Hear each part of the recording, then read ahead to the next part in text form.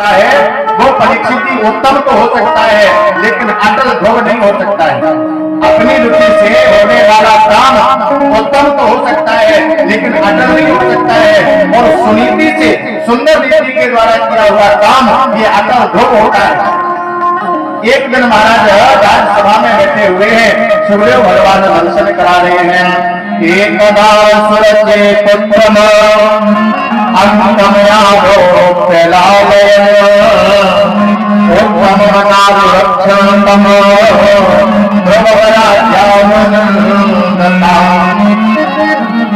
एक दिन महाराज राज्यसभा में बैठे हुए उत्तम को खिला रहे हैं। उत्तम शांत नहीं हो रहा है। उत्तम को लिया जमीन में रख दिया, ध्रुव को गोद में उठा दिया और जैसे ध्रुव को गोद में उठाया तो आज उत्तम की मां सुरुचि आ गई पास में। सुरुचि ने पतला हाथ लेकर के ध्रुव को राज्यसभा में फेंक दिया। जिस समय उत्तानपाद ने देखा तो उत्तानपाद को बड़ा कष्ट हुआ, क्योंकि आत्मा में आए थे पुत्र। पिता की आत्मा का नाम ही पुत्र है। या नामनो नरकाश से पुत्र, नामक नरक से बचाने वाला केवल पुत्र ही होता है। जिस समय उत्तानपाद ने देखा तो मन बहुत रोया। आपको लगता होगा कि पुत्र से प्रेम केवल मां करती है।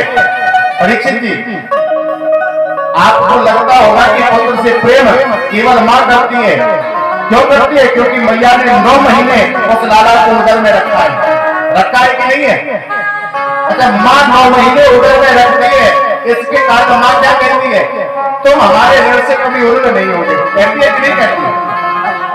9 महीने तुमने उदर में रखा और इतना 9 महीने रखने का एहसान बोले जीवन भर उदर नहीं होंगे। वेदों में भी माना है, केवल मां नहीं कहती, वेदों में भी माना है।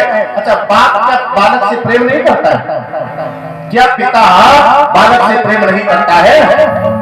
यदि मां 9 महीने पेट में रखती है तो बालक को जीवन भर पिता प्रेम में रखता है। इसे कहां पढ़ाना है, कैसे पढ़ाना है, क्या जॉब करवानी है, इसका मकान कैसा होगा, इसका फ्लैट कैसा होगा, ये सारे जीवन पिता अपने ब्रेन में रखता है। पिता भी प्रेम करता है लेकिन पिता अपना प्रेम संसार में दिखा नहीं पाता है। मां अपना प्रेम संसार में दिखा देती है। उत्तानपाद जी ने जिस समय देखा तो मन रोने लगा, क्योंकि बालक है ना, बालक की चिंता तो पिता के जीवन में ही रहती है, लेकिन पत्नी से कुछ कह नहीं पाया।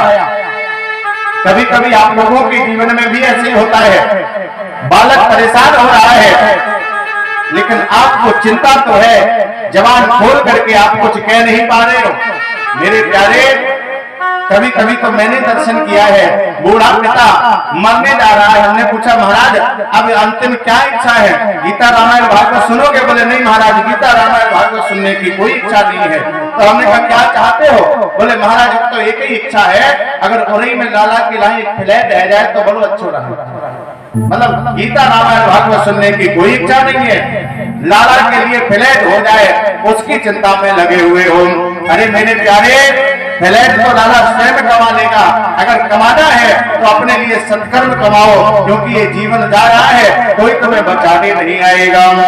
जीवन का क्या ठिकाना, मन राम भजन कर ले। जीवन का क्या ठिकाना, मन राम कर ले। जीवन का क्या ठिकाना, मन राम भजन कर ले। जीवन का क्या ठिकाना, मन राम भजन कर ले। मन राम भजन कर ले, गोविंद भजन कर ले। मन राम भजन कर ले, गोविंद भजन कर ले। ये बात तो कौन के लोगों पर क्या असर नहीं होता है? इतने सारे लोग हाथ भी नहीं हिलाते हो, 2-4 लोग हिला भी रहे हैं तो तमाकू जैसा फटका लगा देंगे भगवान, हाथ ही कटवा देंगे। जीवन का क्या ठिकाना, मन राम भजन कर ले। जीवन का मन राम भजन कर ले। मन राम भजन कर ले, राम भजन कर ले। राम भजन कर ले, श्याम भजन कर ले। मन राम भजन कर ले, श्याम भजन कर ले। मन राम भजन कर ले, श्याम भजन कर ले। जीवन का क्या ठिकाना, मन राम भजन कर ले। जीवन का क्या ठिकाना, मन राम भजन कर ले।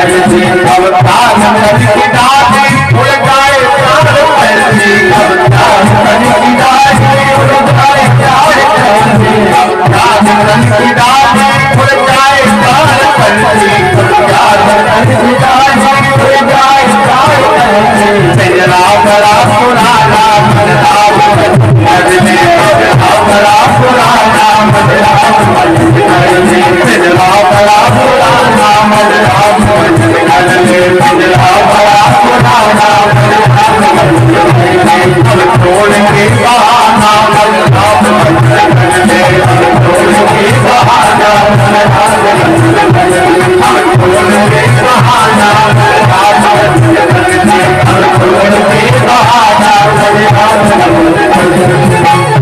जीवन जा रहा है, बहाने में लगे रहोगे तो मेरे प्यारे कल्याण होने वाला नहीं है। आज अवतान काल ने देखा तो मन रोने लगा। मैया सुरुचि ने हाथ पकड़ करके आज सभा से फेंक दिया। अस्य कहे हाथ पकड़ दुबकेरो मन निर्वाह दीन करेरो रोबत धुबो मैया भिंगयावा मैया तुरंत गोद बैठावा। प्रभु जी ने जैसी देखा माँ ने गोद में बिठाया है। मेरे प्यारे माँ के सामने तो बालक मुखर जाता है ना। माँ ने देखा कि ध्रुव ध्रुव आया है, आवाज लगाई। माँ ने डाला, क्या हो गया तुम्हें? मैया मैया मेरी मैया मौसी ने हमको मारा है। मौसी ने मारा है? बोले हाँ। मौसी ने कहा क्या है? मौसी ने कहा है तब ताया फुल समर तस्वा अनुग्रहेण गर्भे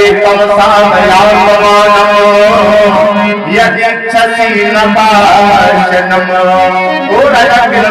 अगर इस सिंहासन पर बैठने का इतना ही शौक है तो जाओ, जाकर के पहले भगवान का भजन करो। जब भगवान मिल जाए तो भगवान से कह देना हमें मैया सुरुचि के उधर से पैदा कर दो, मैं उस सिंहासन पर बैठना चाहता हूँ। जिस समय मैया ने सुना, सुनते ही मैया ने आवाज लगाई, बेटा रहने मेरे संसार के लोग हैं ना, तुम भोजन कर लो ना। नहीं नहीं मां, भोजन नहीं करूंगा। क्यों? भोजन आराम तभी होगा जब वो ईश्वर करवाएगा। भैया भोजन अब आराम नहीं करना है तो फिर करोगे क्या? तू ये बता दे कि मेरा भगवान कहाँ मिलेगा, मेरा पिता कहाँ मिलेगा? मैया ने आज ध्रुव के सर पर हाथ रख दिया। लाला बेटे के सर पर हाथ रखा, फिर कहा तुम्हारी माँ ने बेटा सुख कैसे मिल सकता जब दुख लिख दिया विधाता ने।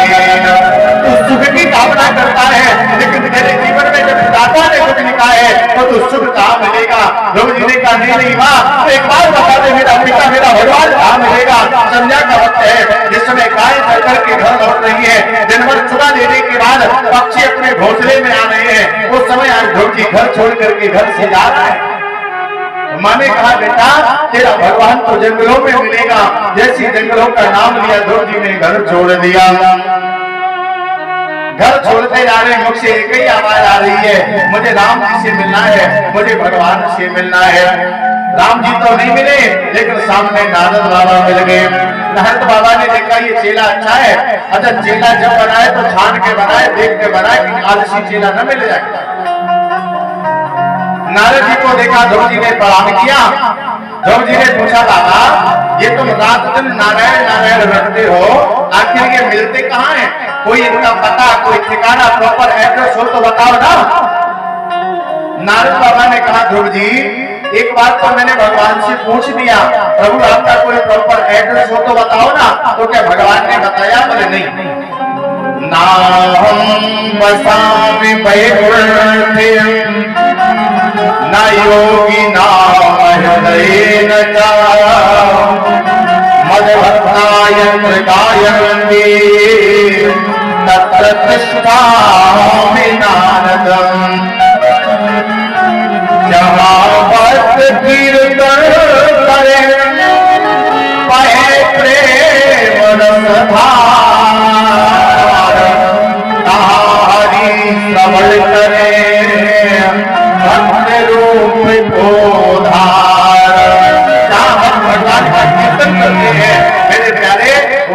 भगवान प्रकट हो जाते हैं। आज ध्रुव जी को ओम नमो भगवते वासुदेवाय मंत्र दे दिया और महाराज वृंदावन में यमुना की कुलिन में स्थान बता दिया, मधुबन में जाकर के तपस्या करना, भगवान मिल जाएंगे। अच्छा, आपको ये बात पता है कि नहीं? एक बार जरूर सुन लो। दो स्थितियों में जीव का जीवन परिवर्तित होता है। दो परिस्थितियां ऐसी होती हैं जिसमें मानव का जीवन बदल जाता है। या तो किसी संत की बात लग जाए या किसी दुष्ट की लात लग जाए। आपको लगता होगा कि सूर्य आकाश में चमकता है, लेकिन इस सूर्य ने आकाश में चमकने के लिए कितने अंधेरे देखे होंगे, तभी सूर्य आज आकाश में चमकता है ना। किसी संत की बात लग जाए या किसी दुष्ट की लात लग जाए। अच्छा, विभीषण जी को ही देख लो। हनुमान जी ने इतना ज्ञान बांटा, लेकिन हनुमान जी के कहने पर विभीषण राम जी की शरण में नहीं आए। और जैसी रावण ने एक लात मारी, लात मारते सीधे राम जी की शरण में चले आए। अस कहे कीन्यो चरण प्रहारा, अनुज कहे पत बारही बारा। तो यहाँ पर जो माताएं बैठी हैं, बूढ़े लोग बैठे हैं, उनसे मैं निवेदन कर रहा हूँ, मतलब हमारे जैसे ब्राह्मणों के कहने पे ही बदल जाओगे या बहुत अत्याचारी अपनी मजबूरी में कह रहे, आप लोग मानते ही नहीं। आप लोगों को विभीषण जैसी आदत बन गई है, वो एक कप चाय के पीछे दरवाजे पे पड़े हैं, बहुत भरोली सोचो गाली देती है, कभी हो कि दरवाजा खाली हो। हम तो कहते छोड़ो घरवार, चलो हरिद्वार, हमको दीवाने का है। अच्छा, जब घर में नाती आ जाए, बाबा कहने वाला आ जाए, उस समय घर जरूर छोड़ दो। आपने दर्शन किया है? अगर नहीं किया हो तो आज शाम को देख लेना। जब आप घर जाते हो तो वो 3 वर्ष का नाती, 2 वर्ष का नाती दौड़ करके आता, बाबा बाबा बाबा। उसका मतलब है जब तक बाबा है तब तक बवाल है, और जिस दिन बाबा नहीं रहेंगे फिर तो लेखपाल हमारे नाम चला ही देगा, फिर तो बवाल ही खत्म है। अच्छा, एक बात बोलूं आपको मैं, जो लड़के का लड़का होता है वो ठिकाने पे बोलता है, लेकिन जो लड़की का लड़का होता है वो सब गड़बड़ करता है। एक बार मैं कथा कह रहा था, मैंने कहा जब घर में नाती आ जाए, बाबा कहने लगे तो घर छोड़ दो।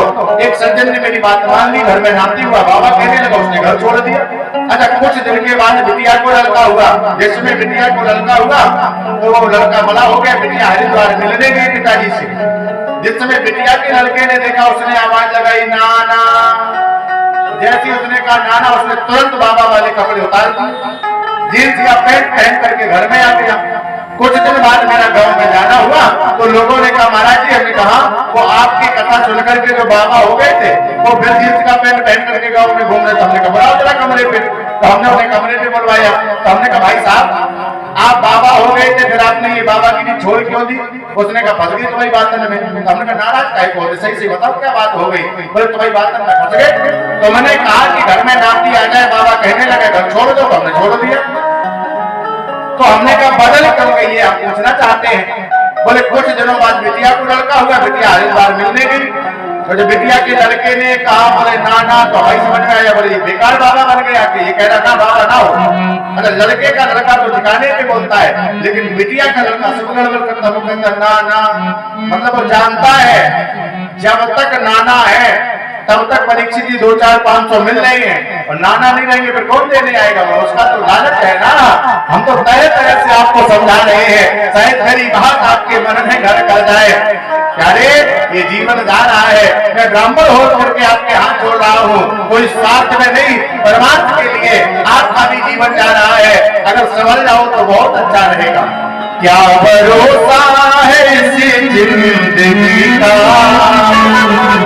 क्या भरोसा है जिंदगी का, साथ दे दे जिंदगी का, क्या भरोसा है जिंदगी का, साथ दे दे जिंदगी का, क्या भरोसा है जिंदगी का, क्या भरोसा है जिंदगी का, साथ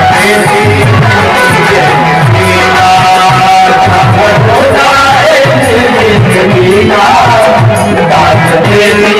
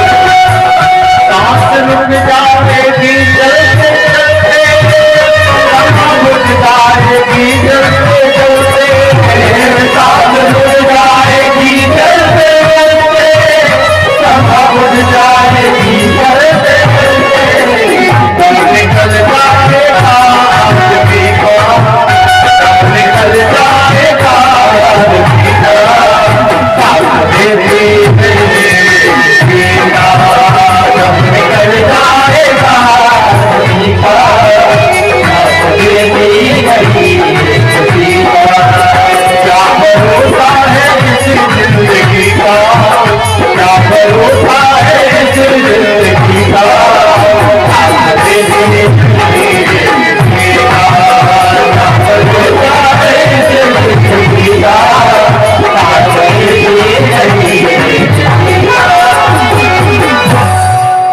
ये जीवन जाना है, कोई साथ देने वाला नहीं है। आज हो कल चले जाओगे, यारे कोई पूछने वाला नहीं मिलेगा।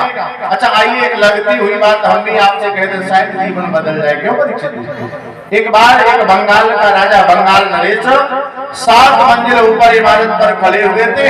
नीचे से मच्छी बेचने वाली जा रही थी। बिहार का, नेपाल का कल्चर ही ऐसा है, प्राय लोग वहाँ मच्छी खाते हैं। वहाँ आटा नहीं मिलता है गेहूं का, आटा भी मिलेगा तो अधिकतर मच्छी का ही आटा मिलता है। राजा ने ऊपर से आवाज लगाई, ए मच्छी वाली, जरा 2 किलो मच्छी हमें भी देती जाना। मच्छी वाली ने ऊपर देखा, आवाज लगाई, राजन बहुत देर हो गई, बहुत दूर जाना है। राजा ने सुना, सुनकर के नीचे उतर आया, कपड़े उतार दिए, मुकुट उतार दिया, साधु महात्माओं के वस्त्र पहन लिए। रानी ने कहा, क्या हो गया, कहाँ जा रहे हो? बोले बहुत देर हो गई, बहुत दूर जाना है। दरवाजे पर निकला तो प्रजा ने पूछा, स्वामी जी कहाँ जा रहे हो? राजा ने कहा, बहुत देर हो गई, बहुत दूर जाना है। हे मेरे भगवत प्रेमियों, आप लोगों को भी बहुत देर हो गई, बहुत दूर जाना है। ये सफर जिस पर आप चल रहे हो, जी आपका मार्ग नहीं है। सन्मार्ग तो वो है जिस तरीके से एन केन प्रकार परमात्मा का सानिध्य मिल जाए, परमात्मा की संगति मिल जाए, परमात्मा का दर्शन मिल जाए, सारे जीवन का उद्धार हो जाएगा। लेकिन परमात्मा का दर्शन मिलेगा कब? जब कोई सच्चा सदगुरु मिलेगा। जीवन में अगर सच्चा सदगुरु मिल जाए तो प्यारे उद्धार हो जाए। लेकिन सदगुरु कैसा हो? आज के जमाने जैसा ना हो। लोभी गुरु और लालची चेला, हो ये नरक मांगे दम ठेला। लालची सिद्ध है, लोभी गुरु है, ऐसा गुरु कभी उद्धार नहीं करेगा। गुरु ऐसा हो जिसका कोई स्वार्थ ना हो। एक बार एक वैश्य के घर में एक संत पहुंच गया। संत ने वैश्य को दीक्षा दी, राम नाम मंत्र दे दिया। बोले लाला तुम राम नाम रटो, भवसागर से पार हो जाओगे। और उसी वैश्य के घर में एक तोता पला था। तोते ने कहा सब झूठ। संत बड़ा पहुंचा हुआ था। संत ने कहा तुम कैसे जानते झूठ है? तोते ने कहा तुम पागल हो गए हो?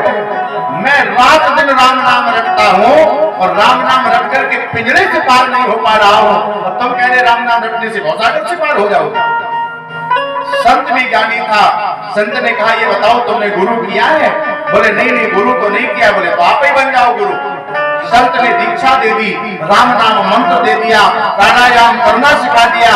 और जिसने प्राणायाम किया तोते ने प्राण वायु को मूलाधार चक्र से खींच करके पिनाक में स्थापित किया। मृत अवस्था में पिंजरे में गिर गया। मालिक ने सोचा, हमें लगा ये मर गए। मालिक ने पिंजरा लिया और लेकर के पिंजरा छत की अट्टालिका पर रख दिया। दरवाजा खोल दिया, पिंजरे को हिलाने लगा।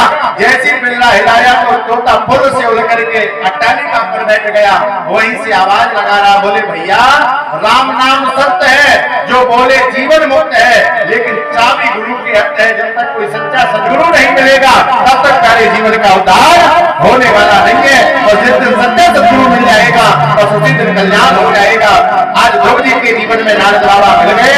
ओम नमो भगवते वासुदेवाय का मंत्र होगा।